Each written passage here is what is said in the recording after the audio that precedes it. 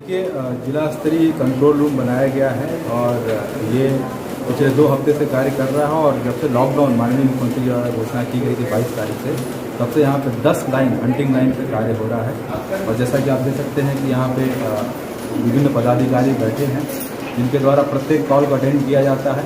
और प्रत्येक कॉल पे, चाहे वो जिस भी संबंध में हो, चाहे वो कालाबाजारी के संबंध में हो, पीडीएस राशन के संबंध में हो, गैस सिलेंडर के संबंध में हो, कुछ लोग जो बाहर फंसे हुए हैं बिहार के जो लोग हैं उनके संबंध में हो, या फिर हमारे लोग कहीं पर कोई इशू है उसके बारे में जो बताते हैं, तो उसको नोट किया जाता है और उसको इमीडिएटली संबंधित पदाधिकारियों को, जो टीम है हमारी, उसको डायरेक्शन दिया जाता है और फिर फॉलोअप किया जाता है कि उनके द्वारा कार्रवाई की गई कि नहीं की। यहाँ पे 2 वरीय पदाधिकारी, सब डिविजनल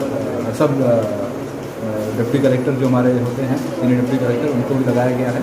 और आईएएस प्रोबेशनर हैं जो पूरे चीज़ को देख रहे हैं यहाँ पर और इंश्योर करा रहे हैं। क्योंकि मेरा मानना है कि इस टाइम में जब सभी लोग घरों में हैं, तो ये कॉल सेंटर एक बहुत महत्वपूर्ण चीज़ है, जिससे उनकी आवाज़ और उनके इशूज़ हम लोग यहाँ से एड्रेस कर सकते हैं। और हमारे जो विभिन्न टीम्स काम कर रहे हैं फील्ड में, उनको हम ये सुनिश्चित करा सकते हैं उनके द्वारा कार्रवाई की है। करीब कितने कॉल्स आए हैं, उसका क्या हुआ? देखिए, प्रतिदिन हम लोगों के पास करीब 200 से 300 कॉल्स आ रहे हैं।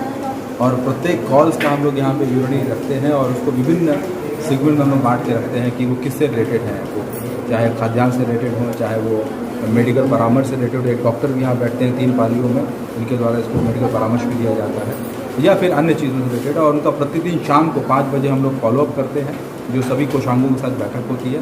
और उसमें इंश्योर किया जाता है कि हर कॉल पे कार्रवाई हुआ है।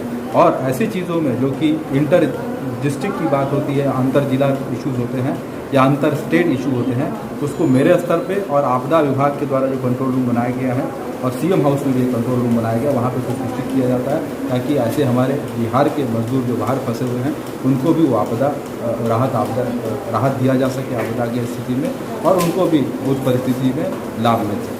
सर, अभी जो है वो दिल्ली से एक मामला है जो पूरे देश में आया, मरकज से जुड़े हुए लोगों का, और ये बहुत कोरोना के एक तरह से बोला जाए कई लोग हैं जो इफेक्ट कर रहे हैं। तो गया जिला में कि उसमें क्या है, कितने लोग करीब गए थे और क्या उनका स्टेटस? देखिए, इसमें मैं पूरी जिम्मेदारी के साथ आपको बताना चाहूँगा कि गया से जो हमारे पास जो फाइनल कंफर्म हुआ है कि 9 लोगों ने गया ज़िले से अटेंड किया था उसको। इसमें 3 लोग गया में हैं और 11 मार्च के पहले गया आ चुके हैं।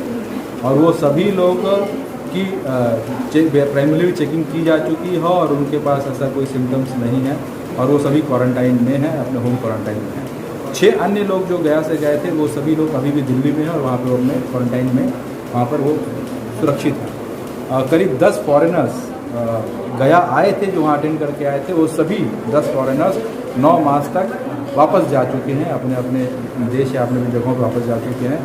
तो अभी गया में ऐसा कोई व्यक्ति नहीं है जो कि तबलीगी मरकज में अटेंड किया हो और जिसके बारे में हमारे पास इंफॉर्मेशन नहीं है या जिसको ट्रैक नहीं किया गया है। किसी भी तरह का अफवाहों से बचें, मैं लोगों से अपील करना चाहूँगा, किसी भी तरह का अफवाहों से बचें। अगर आपको कोई जानकारी है या कोई आपको ऐसा पता चलता है तो जरूर प्रशासन को दें, लेकिन अपने स्तर से कहीं भी किसी भी तरह से कोई भी कार्य ना करें।